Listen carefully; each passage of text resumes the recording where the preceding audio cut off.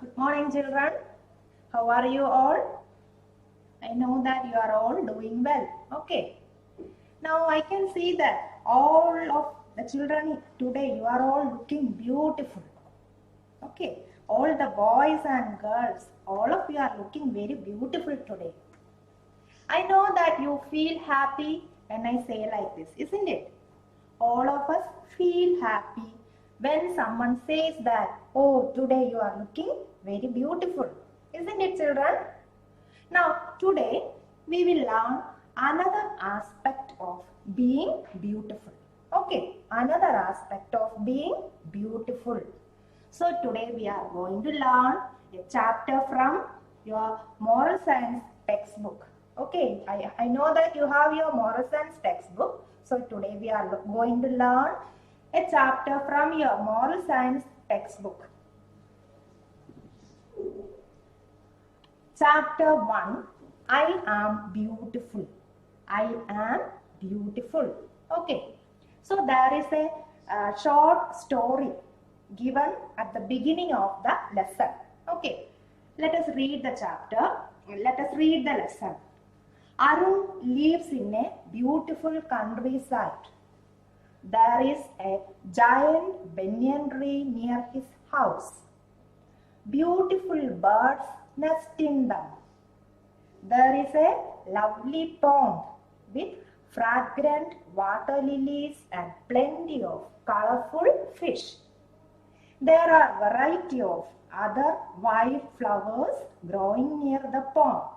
So in this paragraph, we can see the description of a beautiful village, isn't it? Arun is a boy who lives in that village.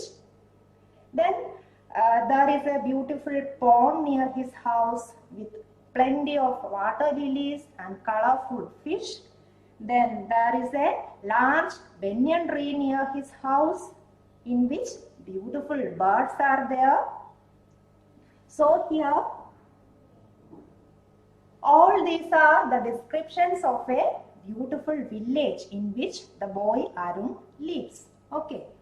Lush green paddy fields, stacks of hay and a mud road that lead to the most beautiful landscape around. So this village is taken as the most beautiful landscape around that area. Okay, the village that Arun lives. So Arun loves to spend the evenings watching the flight of the birds retiring to their nest. Whenever he gets time, he is found enjoying the beauty of nature around him. So Arun is a boy who loves to enjoy the beauty of nature. Okay, he loves to go out of his house, enjoy the beauty of nature around him. So children, you should also do like that. See, have you ever noticed that the nature around you is very beautiful, isn't it? Sometimes you should go outside of your house and you should try to enjoy the nature. Okay, sometimes when it is raining, the nature is more beautiful, isn't it? In the early morning time, the nature is more beautiful. So you should take some time to enjoy the beauty of nature. That will give you happiness. You will become happy and relaxed in your mind when you enjoy the beauty of nature. Okay, so this paragraph shows that the nature itself is very much beautiful. Okay. Everything in the world reflects God's beauty. Who has created all the world and all the things in this beautiful world, you know? Yes, God has created everything beautiful and unique for us to enjoy, isn't it? God has created everything in the world beautiful and unique for us to enjoy, isn't it? He also made human beings also beautiful, isn't it? Then there is a beauty in fragrance, in the waterfall, hills and valleys, rivers and plains, colors and music, and in me too. So, all the creations of God has made beautiful and unique. Okay.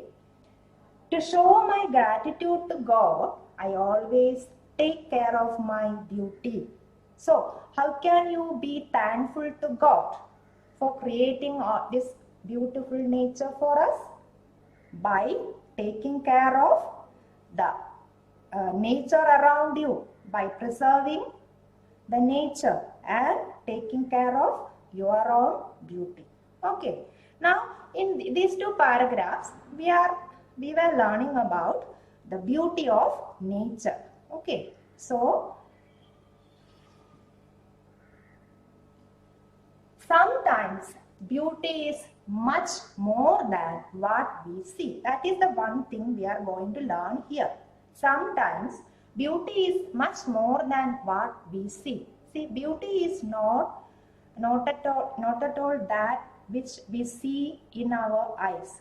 There is something behind that. See, there is another story of a girl, Geeta. Okay, the name of the girl is Geeta. Let us see what is her story.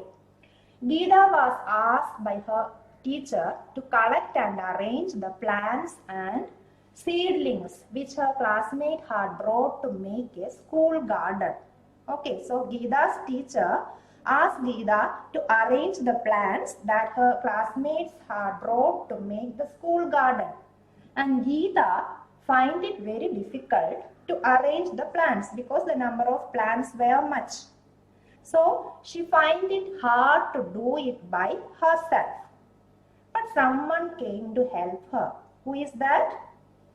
Tina came forward to help her. So Tina is maybe her classmate and she came forward to help Geeta. Okay. Geeta was surprised as she had never thought that Tina was a helpful person. Geeta was surprised as she had never thought that Tina was a helpful person. So here a girl is described who is helpful in nature, and Geeta did not know that this Tina was such a helpful person. Okay. Then a person helping another is a beautiful thing. So here we are getting another aspect of being beautiful. Okay, being beautiful is not at all about your outer appearance. Okay, it is more than that. So if you help another one, that is a beautiful thing. A person helping another is a very beautiful thing. Then beauty is not just what we see, but also what we feel in our mind. Beauty is not only just what we see, but it is something that we feel in our mind or we feel in our heart. So here it is given that helping another one is a beautiful thing. Listen children, if you help someone who is in difficulty and when that person says that thank you very much, what do you feel? You feel very happy in your mind, isn't it? So that is why it is said that a person helping another is a beautiful thing. Okay. Then a good character is the inner beauty of a person. That is the most important thing you have to understand. A good character is the inner beauty of a person. Okay. So how can you develop good character? You can develop good character by having good habits. Okay. If you have good habits, then you will definitely have a good character. And if you have a good character, you will have that inner beauty in your mind. Okay. Then good character makes us beautiful from within. Good character makes us more beautiful from inside your heart, inside your mind. Okay. And it is this beauty which lasts forever. So, see, all the outer beauty or all the outer appearances will fade away as the time passes on, isn't it? Or as we grow old or as the time passes on, the outer beauty or the outer appearances all will fade away. But which is the one beauty that lasts forever? Yes, it is the inner beauty of a person. Okay. And moral of the lesson. What did you observe from these two stories?